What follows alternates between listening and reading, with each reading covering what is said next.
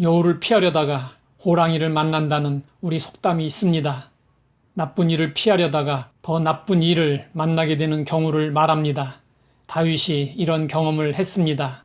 다윗은 자기를 죽이려고 추적하는 사울을 피해 자신을 따르는 600명의 부하들을 데리고 사울이 쫓아올 수 없는 적국의 땅 블레셋으로 망명했습니다. 망명 후 한동안은 평안한 것 같았습니다. 하지만 결국은 일들이 꼬이기 시작했습니다. 블레셋 왕이 이스라엘을 쳐들어갈 때 다윗에게 같이 가자고 한 것입니다. 다윗을 의심한 블레셋 신하들의 반대로 다윗은 간신히 위기에서 벗어날 수 있었습니다. 조국 이스라엘과의 싸움을 피하고 거주지 시글락 땅에 돌아와 보니 아말렉이 침공하여 남아있던 여인들과 아이들을 포로로 잡아가고 모든 재물을 빼앗아 갔습니다. 가족과 재물을 모두 잃어버린 다윗의 부하들은 비탄에 빠졌습니다.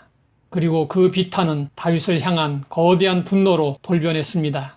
그들은 다윗을 돌로 치려 했습니다. 슬픔으로 인해 이성이 마비되고 분노로 인해 마음이 굳어졌습니다. 동고동락하던 부하들이 돌변하여 목숨을 위협하자 다윗은 크게 다급했습니다. 이 일로 인해 다윗은 깨달았습니다. 그것은 신뢰할 대상이 오직 하나님밖에 없다는 것이었습니다. 다윗은 쓰라린 실패를 통해 하나님을 더 깊이 알고 의지하게 되었습니다. 세상과 사람을 의지하던 마음을 돌이켜 다시 하나님을 바라보았습니다. 그 순간 다윗은 하나님 여호와를 힘입고 용기를 얻었습니다. 다윗은 눈물을 닦고 자리에서 일어났습니다. 그리고 자신의 경험을 앞세우지 않고 에봇을 가져오게 하여 하나님의 뜻을 물었습니다. 그리고 하나님의 뜻대로 아말렉을 뒤쫓아 잃어버린 모든 것을 되찾을 수 있었습니다. 사람은 완벽할 수 없습니다. 그렇기 때문에 종종 실수를 합니다. 노아는 술에 취해 실수하고 아들을 저주한 일이 있었습니다. 아브라함은 아내를 누이라고 속여서 곤혹을 치룬 적이 있었습니다. 모세는 분노로 인해 백성들 앞에서 하나님의 거룩함을 나타내지 못했고 이방 여인을 아내로 맞이한 일이 있었습니다.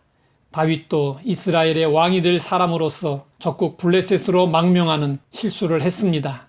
이 일은 그의 인생에 허물이 되는 일이었습니다. 믿음의 사람 다윗이었지만 두려움에 사로잡히자 하나님의 보호를 의심했습니다. 다윗은 믿음의 길에서 벗어나서 인간적인 수단과 방법으로 살 길을 찾았습니다. 다윗은 망명할 때 기도하고 결정하지 않았습니다.